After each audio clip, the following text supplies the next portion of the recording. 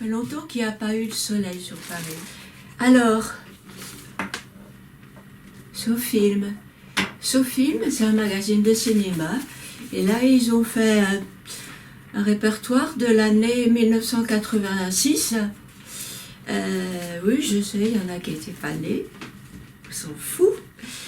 Je vois Béatrice Dalle dans 37.2. Et oui, la photo, elle était belle. Hein.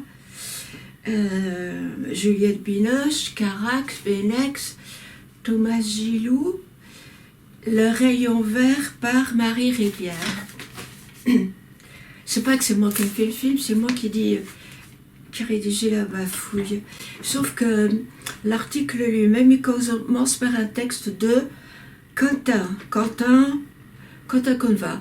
Je vous le lis parce que vous avez qu'à acheter le journal parce que de toute façon, il est très très bien. Alors, ni Eric Romer, ni les équipes locales engagées pour le traquer dans les mers chaudes, n'ayant pu le filmer, ce fameux rayon vert, Eric Romer a dû reproduire le phénomène en laboratoire pour le montrer à la Mostra de Venise en 1986. C'était son grand regret. Ah oui. Parce que là, on a attendu des années, parce que lui, il n'aimait pas les trucs factices. Et en plus, c'était ce qu'il voulait, en fait, c'était un peu à la Rossellini, faire en sorte que c'est la nature. La nature est parlante. Et la nature vous apporte des réponses. On lit son cœur dans la nature, mais on y lit aussi des réponses. Et elle lit, la fille Delphine, elle lit des réponses dans le vent, dans la pluie, dans la mer. Et malheureusement, dans le rayon vert, il a dû le faire en laboratoire. Donc c'est allé un petit peu à l'encontre de son rêve. Mais c'est pas si grave que ça. Parce que je vous dis, de toute façon, la suite, c'est ça, hop, j'en parle. Mais ça n'a pas empêché le succès, absolument inattendu pour nous. À Venise, la salle a explosé de joie lorsque le rayon vert est apparu. Bon, comme quoi, ils n'avaient rien d'affiche que ce soit à la beau. Et je ne vois pas pourquoi on fait tout un article là-dessus. Et la toute fin du film a été couverte par les applaudissements de la foule. Mais ça, c'était vrai. C'est que les gens, ils attendaient, en fait, la réponse qui venait qui venait existentielle.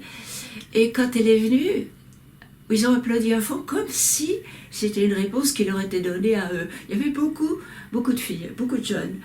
Et après, à la sortie, il y a beaucoup de jeunes filles qui m'ont couru à pleurer. Oh, mais il y avait beaucoup de jeunes filles qui étaient lesbiennes aussi, beaucoup d'homosexuels. Et ben, ils avaient sans doute des problèmes pour trouver leur place dans la vie. Je continue l'article. Il y a eu d'emblée un phénomène d'identification très fort. Hein. Bon, c'est comme ça que je viens de le dire. Au personnage que je joue, combien de fois ai-je entendu dire « Delphine, c'est moi ». Et oui, même Eric, je crois qu'il a dit « Delphine, c'est moi ». À part moi, je ne sais pas si je veux pas le dire. Et qui témoigne de l'universalité du malaise à être en société. Alors, ils disent que ça a eu le Lion d'Or et ils disent que j'ai eu le prix d'interprétation. Malheureusement, j'ai jamais eu le prix d'interprétation parce que les gens ont toujours pensé que j'étais le film. J'ai jamais fait la distinction entre Marie Rivière, actrice. Enfin, j'ai toujours été un film. J'ai pas été jamais... Non. Mais j'ai pas de regrets, non, mais on s'en fout tout ça. Alors, à mon retour à Paris, j'ai apporté la statuette du Lion d'Or à Eric, qu'il a prise entre ses mains. Et, oh oui, ça c'était terrible. Et, il avait à peine eu le temps de la... Ouais, j'étais contente de lui apporter, quoi, parce qu'il ne se déplace pas, il ne va pas dans les festivals. Donc, j'y suis allée pour lui, et j'y suis allée avec mon amoureux de l'époque. Et d'ailleurs, on a fait des photos avec le Lion d'Or. Et après, je lui ai amené au bureau. Et j'étais trop contente.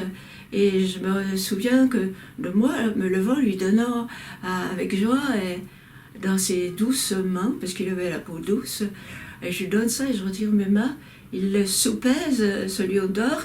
Il regarde, parce qu'il avait les oreilles du vrai Lion d'Or. Maintenant, les Lions d'Or de Venise, ils ont les oreilles effacées. C'est pas les vrais Lions d'Or. Et alors, il les regarde. Oh, mais à peine que j'étais là, Parce qu'à ce moment-là, on entrait par le bureau de Margaret Méligos qui tenait les films du Losange, et c'était un seul même endroit. Donc elle avait vu que j'étais entrée. À peine que j'étais entrée, à peine que j'avais mis le lion d'or dans les mains d'Éric, elle est venue, elle lui a pris des mains. Ah mais c'était... Éric, très stoïque, il a fait comme si de rien n'était, parce que je sais, il ne voulait pas montrer ses sentiments. Oh, j'étais triste pour lui. J'étais triste pour lui, oui. C'est pas normal, c'était pas...